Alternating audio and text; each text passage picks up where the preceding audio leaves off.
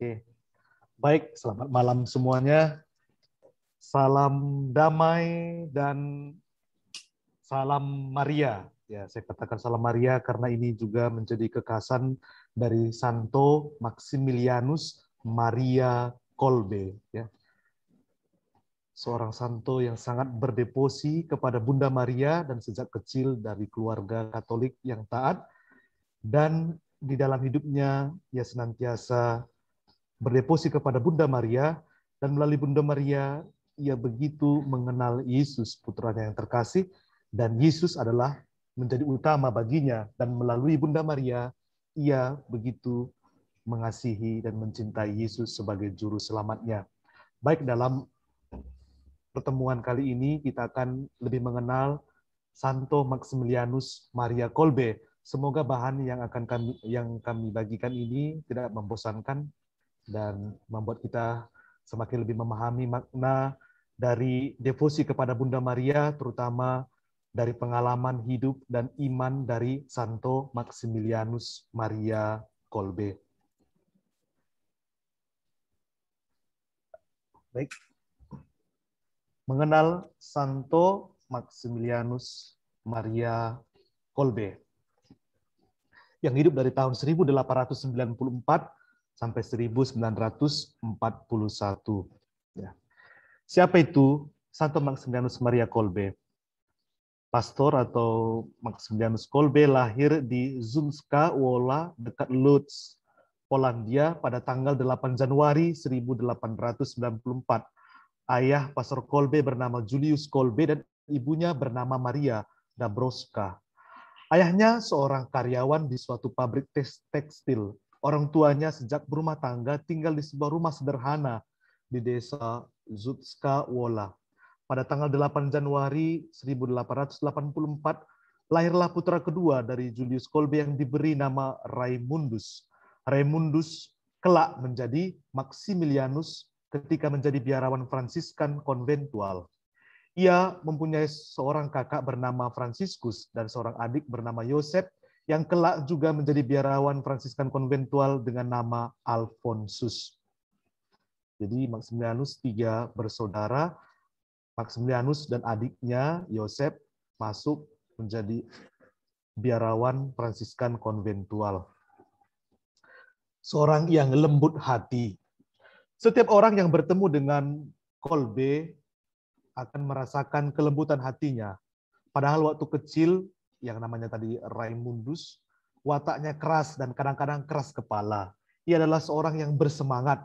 Pengakuan ibunya kemudian hari dikatakan demikian. Ia penuh hormat dan yang paling taat dari ketiga putraku. Ia senang menolong kami, mau mengurus dapur dan membersihkan rumah. Ia mau menerima hukuman meskipun kesalahannya sangat kecil. Kalau ia bersalah, maka ia akan mengambil tongkat pemukul lalu menyerahkannya kepada ayah atau ibunya dan dengan rela membungkukkan badannya untuk menerima hukuman. Setelah itu ia akan mengucapkan terima kasih kepada orang tuanya lalu mengembalikan tongkat ke tempatnya. Dengan hasil yang cukup memuaskan, Raimundus Kolbe menyelesaikan sekolah dasarnya di Pabiance.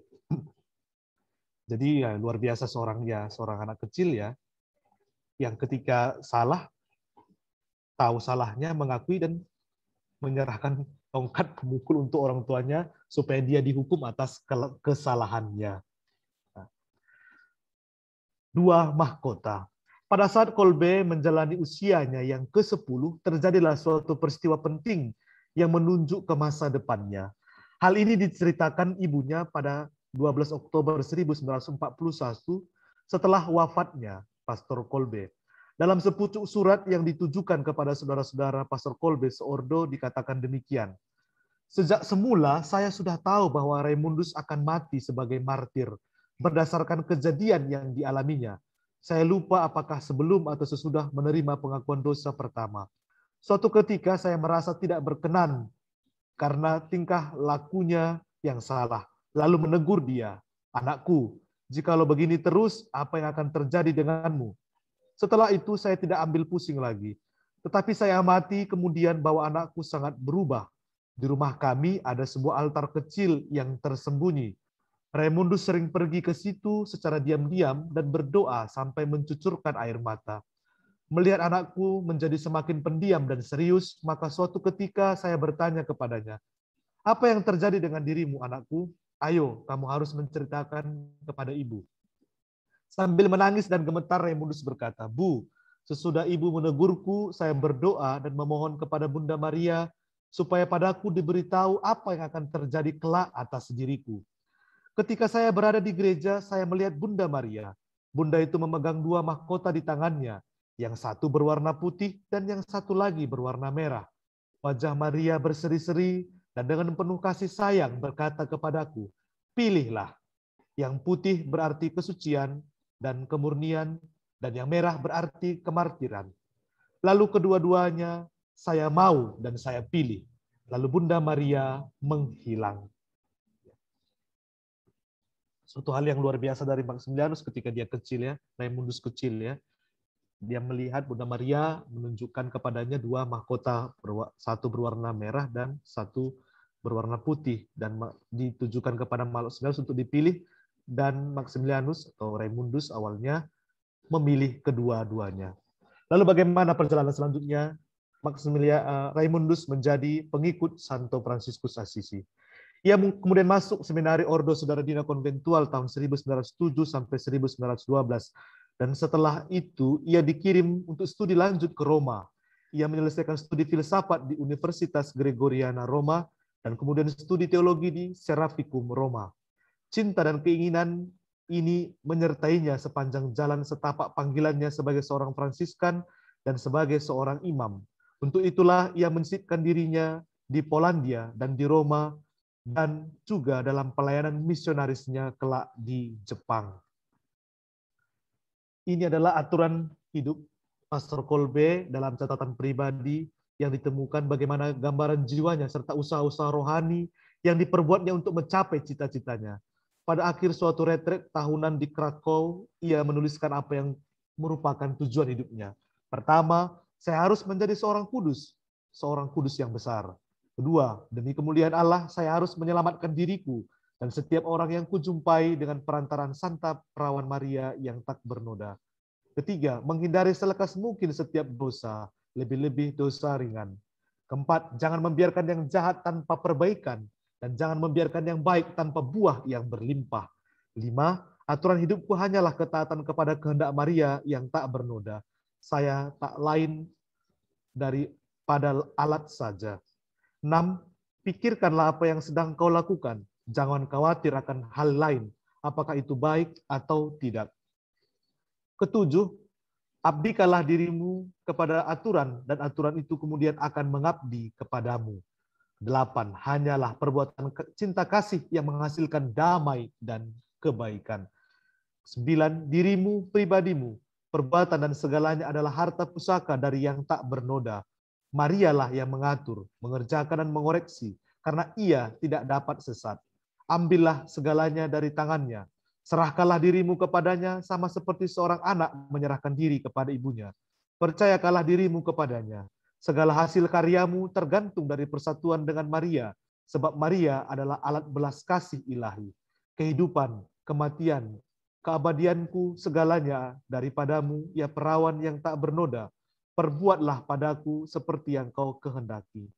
Yang ke-10, inilah arah yang ingin ditempuh Pastor Kolbe.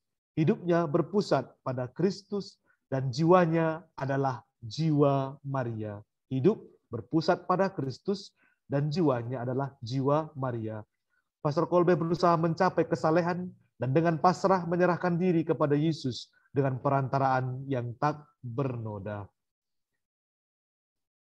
Ia adalah pencinta Bunda Maria yang tak bernoda, Immaculata.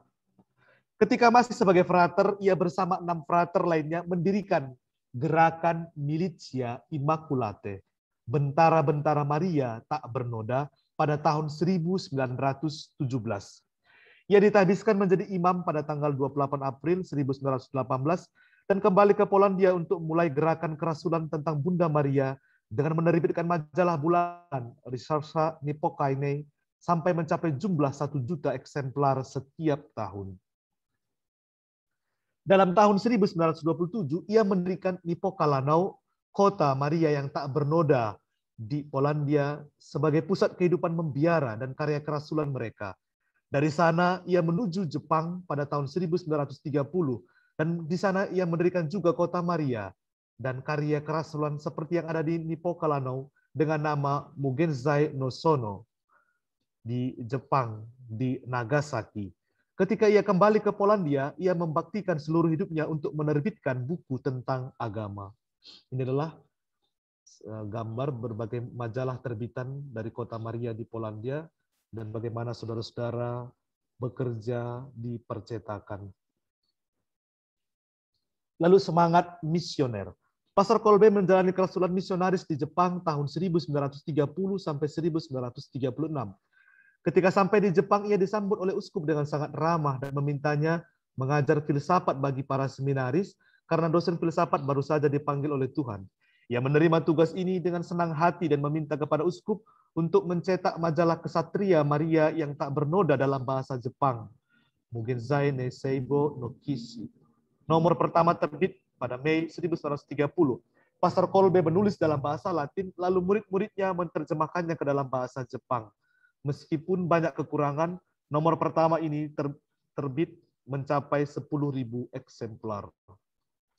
Pastor Kolbe kemudian meminta izin mendirikan kota Maria di Nagasaki, di lereng bukit Hikosan. Kesaksian hidup Pastor Kolbe dan saudara-saudara Fransiskan menarik hati seorang pendeta Buddha di Kyoto dan mengetuk biara. Pendeta pun mengundang Pastor Kolbe ke Kyoto untuk memperkenalkan Maria yang tak bernoda kepada para calon biara Buddha. Pastor Kolbe mengatakan bahwa kemurnian Maria sangat menarik hati orang-orang Jepang, sebagaimana hidup selibat para misionaris menimbulkan dalam hati mereka rasa kagum dan hormat, dan hal ini membuat mereka mau mendengarkan pewartaan yang disampaikan para misionaris. Dari sekian banyak orang muda yang dipermandikan, cukup banyak yang tertarik pada jubah Fransiskan dan mau menjadi pengikut Santo Fransiskus. Sebagai catatan, ketika Perang Dunia Kedua di kota Nagasaki yang dibombardir tahun 1945, sungguh luar biasa kota Maria di Nagasaki, Jepang tetap utuh dan terlindungi melalui perantaran Bunda Maria yang tak bernoda di Perang Dunia Kedua itu. Kerasulan Maria tak bernoda. Dari tahun 1936 sampai 1939, Pastor Kolbe kembali menjalankan pelayanan dan karya di Niepokalanów di Polandia. Di kota Maria ini, kerasulan Maria semakin berkembang. Banyak yang menjadi pengikut Fransiskus dan menjadi anggota dalam pelayanan. Mulai dari percetakan, majalah, radio, bahkan pemadam kebakaran juga dilayani oleh saudara-saudara. Di biara ini sebagai kota Maria ada sekitar 1.000 saudara Fransiskan, baik imam maupun frater atau bruder. Ikatan cinta persaudaraan Fransiskan mewarnai segala hubungan satu sama lain, dan mereka saling menyapa dengan ucapan Salam Maria. Secara bergiliran, mereka bersujud di hadapan sakramen Maha Kudus sepanjang hari dan malam, sementara yang lain melakukan pekerjaan. Pemimpin umum kemudian menganjurkan kepada Pastor Kolbe untuk mengasuransikan unit-unit kota biara itu, oleh karena sebagian besar dibangun dari kayu, dan hal ini tentu mudah saja terbakar. Pastor Kolbe dengan rendah hati menjawab, Marialah asuransi kami. Atas berkat dan penyelenggaraan ilahi serta Bunda Maria, biara ini telah didirikan, dan karena itu Marialah yang menjamin kelangsungannya. Suatu ketika, seorang bruder, frater kekal bukan imam, dengan tekun mendengarkan uraian Pastor Kolbe tentang Maria yang tak bernoda, tiba-tiba ia berteriak, tunjukkanlah Maria kepada kami. Lalu Pastor Kolbe dengan cepat sambil tersenyum menjawab, lihatlah bangunan ini, mesin-mesin yang menggemuruh ini, dan lebih-lebih lihatlah saudara-saudara yang mengabdi di sini. Semuanya ini adalah karya dan wajah Bunda Maria.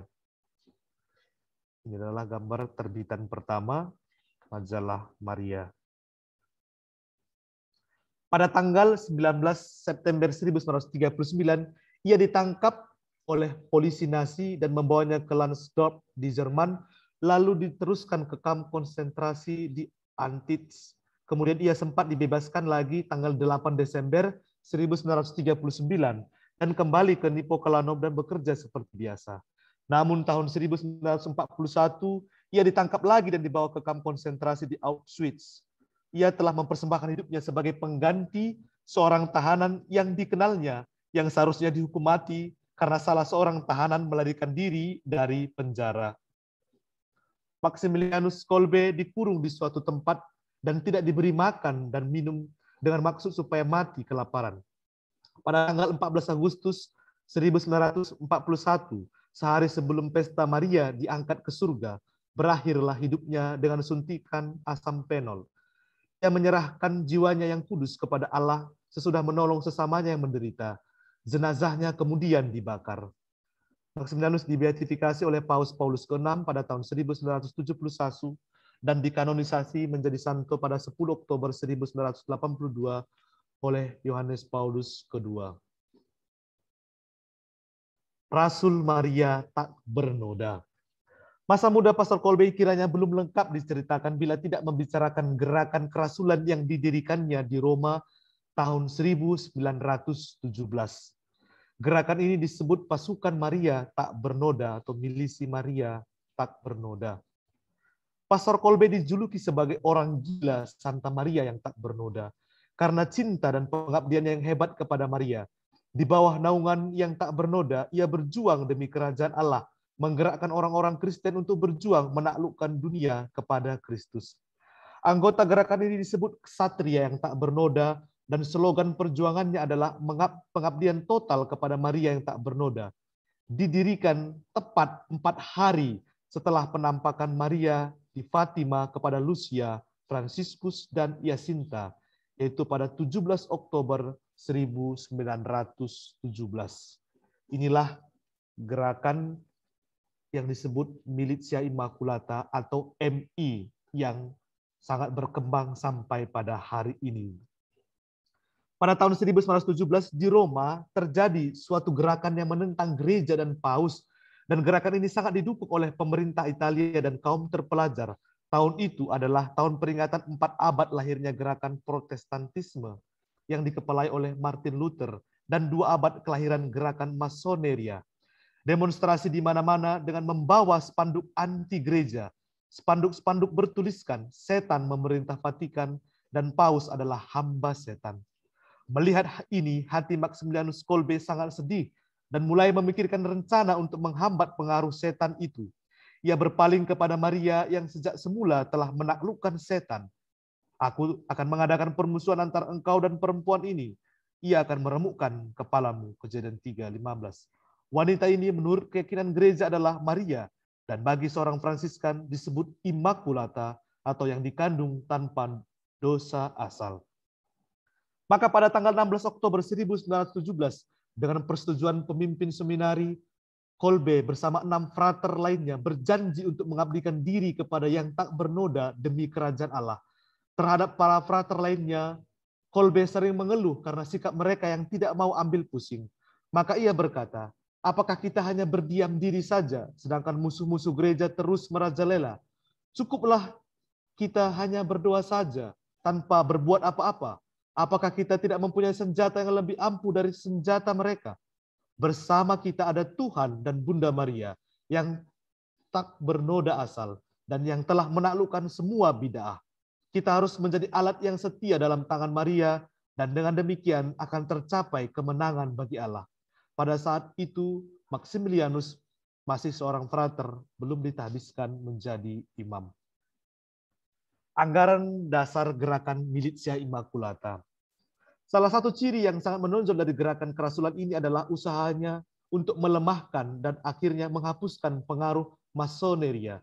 Maka setiap anggota gerakan ini harus berdoa sebanyak mungkin dan menobatkan orang-orang berdosa, khususnya anggota gerakan Masoneria. Untuk mencapai tujuan ini, setiap anggota harus mampu mengabdikan diri secara utuh, menjadi ksatria yang setia, dan dalam karya kerasulannya harus membawa medali wasiat. Juga setiap anggota dianjurkan untuk mempelajari dan menggunakan mass media apapun demi berkembangnya kerajaan Allah di bawah naungan dan semangat Maria yang tak bernoda. Majalah Ksatria dari yang tak bernoda, sebuah mujizat melalui Maria. Bulan Januari 1922, ia mulai menerbitkan sebuah majalah bernama Ksatria dari yang tak bernoda. 17 tahun kemudian, yaitu tahun 1939, majalah ini mencapai jumlah peredaran sebanyak 800.000 eksemplar. Tujuannya adalah mempersatukan semua anggota pasukan dari yang tak bernoda, serta memperkembangkan dan memperdalam perjuangan Maria demi kerajaan Allah di dunia. Ketika diterbitkan untuk pertama kalinya, tahun 1922, majalah ini beredar tanpa sampul luar oleh karena kekurangan biaya. Tanpa rasa malu, Pastor Kolbe menulis dalam halaman pertamanya, karena kekurangan biaya, kami tidak memberikan jaminan kepada para pembaca bahwa majalah ini akan kami kirim secara teratur. Untuk nomor pertama majalahnya, Pastor Kolbe telah berhutang atas seluruh ongkos percetakan. Bagaimana ia membayar hutang ini? Dapatkah majalah ini bertahan? Pastor Kolbe memang telah menerima izin dari pemimpin regio untuk mencetak majalahnya. Namun pimpinan itu tidak mau tahu dengan biaya percetakan dan melepaskan tanggung jawab seluruhnya. Lalu bagaimanakah jalan keluarnya? Pastor Kolbe kemudian mengingat nasihat dari Santo Fransiskus Assisi, pendiri Ordo Fransiskan. Pergilah meminta-minta dari rumah ke rumah. Pada suatu hari, Pastor Kolbe keluar dari biara hendak meminta derma. Ia sendiri kemudian bercerita, saya masuk ke dalam sebuah toko hendak meminta sumbangan untuk menunjang pembiayaan majalah Kesatria dari yang tak bernoda. Tetapi oleh karena rasa malu, saya menjadi sangat bingung dan akhirnya saya membeli sesuatu dan keluar dari sana. Saya kemudian menyesal dan bertekad untuk maju terus demi cinta kepada Bunda Maria. Lalu untuk kedua kalinya kembali ke toko buku itu. Tetapi tanpa sadar, saya menemukan diri sudah berada di jalan. Bayangan bahwa segalanya akan gagal mendorong Pastor Kolbe untuk menyerahkan diri sepenuhnya kepada Bunda Maria. Dalam keadaan yang lelah, Pastor Kolbe pergi ke gereja dan berdoa di hadapan patung Bunda Maria. Hari itu tanggal 9 Januari 1922. Ketika doanya selesai, ia berdiri dan pada saat itu melihat sesuatu di atas altar. Ia mendekat dan melihat sebuah pundi-pundi dengan sebuah tulisan, untukmu yang tak bernoda. Pastor Kolbe segera membukanya dan betapa mengherankan, karena di dalamnya ia menemukan sejumlah uang yang sama dengan jumlah hutangnya yang harus dibayarkan kepada percetakan. Pastor Kolbe berlutut sambil mencucurkan air mata dan mengucapkan terima kasih kepada Bunda Maria. Setelah itu, majalah semakin berkembang dan bermutu.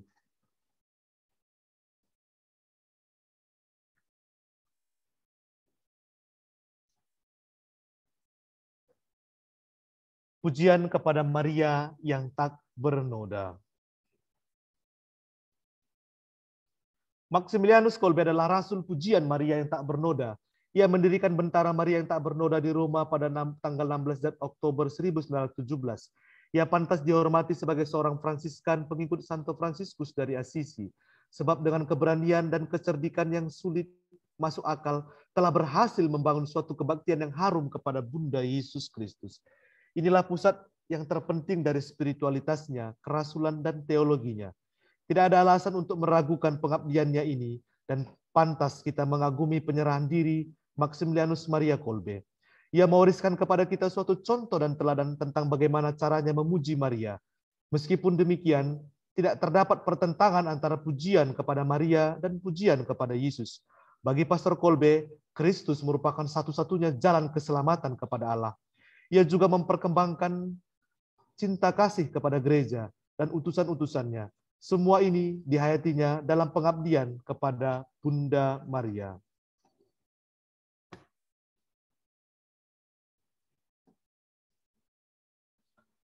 Pastor Kolbe benar-benar menghayati panggilan hidupnya sebagai seorang dengan ajaran Katolik yang taat. Dalam hidupnya, Maria tampil sebagai gambaran ilahi, penasehat abadi yang penuh rahmat dan bijaksana. Bunda Maria adalah manusia yang sampai kepada Yesus dan melalui Bunda Maria, Yesus sampai kepada manusia. Maka kita tidak dapat menemukan celah pada Santo Maximilianus sebab gereja setuju dengan semangat serta baktinya yang memuji dan memuliakan perawan Maria. Bagi Kolbe, Maria tampil sebagai penyatu bagi gereja masa kini yang menjalankan kuasa kenabian dan mewartakan serta menambah kemuliaan Tuhan di dunia. Pastor Kolbe telah mengajar kita untuk menghormati dan belajar mentaati Bunda Maria dalam kehidupan ini. Santo Maximilianus memperlihatkan wajah keibuan Maria yang lembut. Ia adalah seorang pastor, atau dalam tanda kutip Kristus yang lain. Ia berkata, saya adalah seorang pastor Katolik di saat akan mempersembahkan hidupnya untuk mati. Persembahan berharga ini adalah merupakan buah dari penyerahan diri yang sudah terlatih, dan itulah yang menjadi bukti dari imamatnya. Bukankah seorang imam itu adalah Kristus yang lain? Kristus Imam Agung sudah mengorbankan diri demi keselamatan umat manusia. Betapa membanggakan, betapa agungnya teladannya untuk para imam. Teladan yang diperlihatkan dalam diri Maximilianus Kolbe. Betapa menggemanya nasihatnya agar tetap mempertahankan iman dan panggilan di saat-saat terjadinya penderitaan yang hebat yang tidak tertahankan oleh daya tahan manusia biasa. Saya adalah seorang pastor Katolik, dan karena itu saya diutus untuk menyelamatkan hidup orang lain. Pastor Maximilianus dalam penderitaan yang dialami saat berada di dalam tahanan, ia selalu menghibur para tawanan lainnya, berkata Kese, dan sejauh mungkin merayakan Ekaristi dan sakramen pengakuan dosa bagi mereka. Maka para tawanan yang pernah mengenalnya atau satu grup dengannya memberi kesaksian bagaimana Maximilianus tidak pernah mengeluh dalam kesulitan dan penderitaan yang dialaminya. Malahan selalu memberi semangat dan mendoakan mereka semua. Ini gambar bagaimana Maximilianus menghibur teman-teman dalam penderitaan. Tidak ada kasih yang lebih besar daripada kasih seorang yang memberikan nyawanya untuk sahabat-sahabatnya. Pada akhir bulan Juli 1941, ketika komandan kamp konsentrasi memerintahkan supaya para tahanan yang telah ditentukan untuk mati kelaparan dibariskan, maka Maximilianus Maria Kolbe menawarkan dirinya untuk mati menggantikan salah seorang tawanan yang telah dihukum mati. Kesediaannya diterima, dan setelah lebih kurang 2 minggu berada dalam kesengsaraan karena lapar, hidup Pastor Kolbe berakhir dengan sebuah suntikan yang mematikan tepat pada tanggal 14 Agustus 1941. Pastor Kolbe mempertahankan hidup dari seorang yang tak berdosa.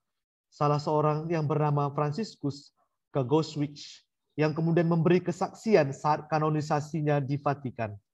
Pastor Kolbe telah mempertahankan haknya untuk hidup karena ia adalah kepala keluarga dan hidupnya sangat penting bagi kelangsungan hidup keluarganya tercinta. Pastor Kolbe dengan cara ini menegaskan kembali hak hidup bagi orang yang tak berdosa dan sekaligus melahirkan kesaksian pada Tuhan dan cinta. Sebab Rasul Yohanes telah menulis, demikianlah kita ketahui kasih Kristus, yaitu bahwa ia telah menyerahkan nyawanya untuk kita. Jadi kita pun wajib menyerahkan nyawa kita untuk saudara-saudara kita. Inilah Franciscus yang digantikan oleh Maximilianus Kolbe untuk tetap bisa hidup, dan istri serta anak-anaknya yang juga memberi kesaksian ketika Maximilianus dikanonisasi di Vatikan.